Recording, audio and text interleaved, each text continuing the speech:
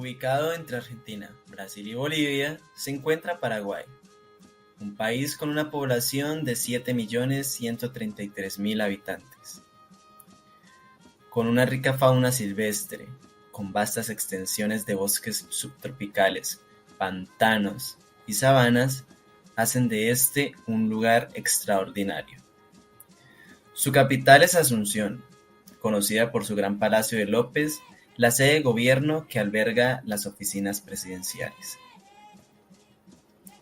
En Paraguay, la Constitución reconoce como idiomas oficiales al español y el guaraní, y se estima que más del 70% de la población es bilingüe. Mira, pase de vida. Allá aprende formal. Sí. ¿A la plata? Ya hadang aja saya nala ke paham teh nya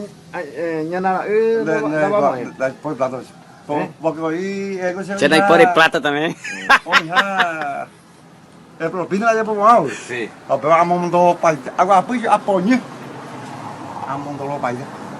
En este trabajo veremos cómo es la situación del bilingüismo en Paraguay, qué usos le dan sus hablantes, cómo se desarrolla en el entorno educativo, cómo conviven las dos lenguas y si se puede hablar de una posible diglosia. Para descubrirlo, primero comencemos por su historia.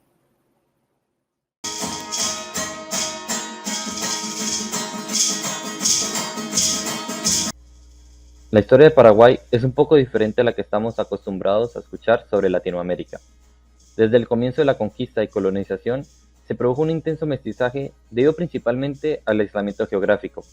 Las montañas que lo rodean dificultaban el camino con otras colonias, y la ausencia de metales preciosos, oro y plata, hicieron que hubiera un número muy reducido de españoles en comparación de una gran población indígena. Esto indujo a que los españoles tomaran como esposas o concubinas a las indígenas guaraníes. Al verse una mayoría de hablantes del guaraní sobre los del español, este obtuvo una gran aceptación social desde el comienzo, dejando al español reservado para una pequeña élite y funciones del gobierno, leyes y decretos gubernamentales. Pero no todos son rosas. En el gobierno de Carlos Antonio López intentó castellanizar el país, pero este tomó fuerzas por motivos de la guerra de la Triple Alianza y Guerra del Chaco, al ser usada para avivar el sentimiento nacionalista, además de que fuera inteligible para sus enemigos. También fue usada como estrategia política para ganar las elecciones, al llegar a las clases sociales más bajas y habitantes del interior del país. A través de los años, el gobierno paraguayo ha propuesto e intentado maneras para responder a la situación de la educación bilingüe. Jan Hoek, en su artículo La construcción del lenguaje en Paraguay, ha analizado la efectividad de estos tres planes. Estos son: modelo transicional, modelo de mantenimiento, la fase actual. Modelo de transición, data de 1983 a 1992. Este modelo estaba planeado primordialmente a castellanizar a los estudiantes monolingües del guaraní. En pocas palabras, podríamos decir que el guaraní era usado como una herramienta temporal mientras que los alumnos aprendían español y desde ahí su educación en ese idioma. Como se esperaba, tuvo los peores resultados entre todos los modelos que veremos en un momento, ya que, como dijimos anteriormente, el sistema educativo sometía a los estudiantes a un proceso de alfabetización en castellano para así acortar con su propia lengua o, en algunos casos, conducirlos a una crisis comunicativa, provocando deserciones en las escuelas o un escaso nivel de competencia en castellano. Modelo de mantenimiento, data de 1994 a 1999. Su objetivo era que los estudiantes fueran bilingües coordinados, en el que su idioma materno fuera utilizado para la instrucción general hasta que el alumno tuviera un nivel parejo de fluidez en su segunda lengua. Uno de los principales problemas con este modelo fue que su uso en guaraní era muy formal, puro, alejado del idioma hablado en la vida cotidiana por la población, el yopara. La fase actual, data de 1999 a la actualidad, se caracteriza por la implementación del yeja. Es una variante del guaraní, pero con préstamos del español más regularizados, en vez del yopara. Ha habido controversias sobre algunos sectores que defienden el guaraní puro, además de que, según Villagra Bató, sostiene que la terminología utilizada en la escolarización en guaraní es contraproducente y todavía no ha logrado implementar un léxico práctico y apropiado para los contenidos académicos. La geografía tiene un gran rol en la elección de la lengua en el país. De acuerdo con el censo de 2002, por lo general, cuanto más alejada la gente se encuentra de los grandes centros urbanos, más se utiliza el guaraní.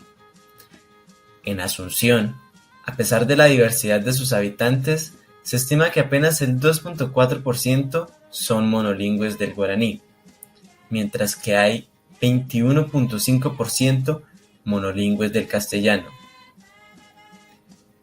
Sin embargo, el 73.5% es bilingüe. Por otro lado, en el interior del país, el guaraní es el idioma más utilizado. El 82.9% de los hablantes de guaraní residen en las zonas rurales. De acuerdo a un estudio hecho por Palacios 2005, la sociedad paraguaya se ha considerado habitualmente como modelo de bilingüismo con diglosia estable, con el español como variante alta y con el guaraní como variante baja. De esta manera, el idioma inferior o variante baja queda restringido mayormente a la esfera privada, como en la familia y amigos, mientras que el uso del castellano, lengua moderna e internacional, es dedicado a la esfera pública. Otro estudio hecho por von Streber en 2018 también evidencia que el castellano es el idioma estándar del gobierno, también el idioma de escritura de las leyes nacionales, el idioma de la mayoría de medios de comunicación y que las universidades lo utilizan por defecto, confirmando así el argumento de Palacios y demostrando que el guaraní tiene un lugar restringido en la sociedad. De esta manera se confirma la fuerte concepción de que el castellano es la lengua de la oportunidad y prosperidad. Sin embargo, el guaraní es una lengua mayoritaria y de orgullo nacional. Así que debido al uso limitado que posee el guaraní en el país y el estatus del español como lengua del progreso, lamentablemente influencia a muchos paraguayos a sustituir sus prácticas lingüísticas. Primero, quiero citar una pequeña frase de la UNESCO. La utilización de cualquier idioma es un fuerte indicador de su vitalidad. Curiosamente, para las élites, el guaraní representa legado cultural, historia y sinónimo de ser paraguayo. Pero irónicamente, para la mayoría de este grupo no se refleja en la práctica lingüística. Por otro lado, para la mayoría de personas de escasos recursos, el guaraní comprende no solo cultura, sino el idioma que utilizan a diario. Es así como el concepto de ver el guaraní como un elemento distintivo de la cultura paraguaya no es coherente con este desprestigio que los mismos le atribuyen. Estas afirmaciones anteriormente mencionadas son confirmadas en estudios hechos por Ginny Choi y Sayikova. Choi demuestra que en tanto colegios públicos como privados de Asunción, el español está tomando poco a poco las esferas privadas que era el puesto del guaraní. Cabe hacer la salvedad de que las cifras eran diferentes en el interior del país, mientras que Sayikova demuestra en su estudio en las ciudades del interior del país, lejos de Asunción, que destinaron el guaraní para contextos privados, familia y amigos, o gente proveniente de las zonas rurales, mientras que el castellano está destinado a contextos más urbanos, para hablar con las autoridades y personas que sean de alto rango. Nuevamente, los resultados de los estudios sugieren que el guaraní tiene un lugar estricto en la sociedad. Este idioma casi siempre se relaciona con lo rural. Comunicaciones. Por influencia de sus dueños y selección de su público, los medios de comunicación, diarios, revistas y televisión, que siempre estuvieron castellanizados, mantienen y agrandan la misma tendencia. Solo las radios, que atienden prioritariamente a la población rural, siguen usando habitualmente el guaraní. El bilingüismo, mal entendido, lleva a la sustitución de la lengua guaraní. Es una vía sin retorno. El puente entre las dos lenguas quedó roto. La lengua guaraní ha estado proscrita del uso institucional, sobre todo del administrativo oficial. El guaraní es una lengua mayoritaria si se tiene en cuenta sus hablantes. Sin embargo, posee características de una lengua minoritaria. La investigadora Eva Núñez argumenta que las lenguas minoritarias son aquellas que son habladas por un grupo pequeño de personas, tienen un uso muy limitado en la sociedad.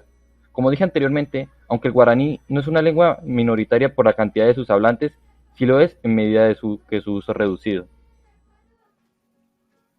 El guaraní ha sufrido innumerables intentos de ser eliminado a lo largo de la historia del Paraguay. Sin embargo, este idioma ha demostrado su capacidad de sobrevivir y coexistir con el español. Aunque el gobierno ha tenido algunas iniciativas para preservar el guaraní, tales como la Ley de Lenguas de 2010 o emitir el primer decreto en guaraní en 2015, Es triste ver que a pesar de las soluciones mostradas a través de todos los artículos que hemos leído para hacer este trabajo, las problemáticas que han estado ya por un largo rato sigan permaneciendo casi igual con el pasar de los años. Sin duda alguna, estamos de acuerdo con las soluciones y puntos de vista que dan estos textos sobre el manejo y la importancia que se le tiene que dar al guaraní. El guaraní necesita ser más hablado y mostrado en la esfera pública para que de esta forma los ciudadanos vean de una manera equitativa y con las mismas oportunidades los dos idiomas, que tengan el derecho y el deber de hablar las dos lenguas oficiales del país, que puedan optar por una de ellas con toda libertad y gusto. Esto es lo que se supone el Estado y el mismo pueblo debería hacer.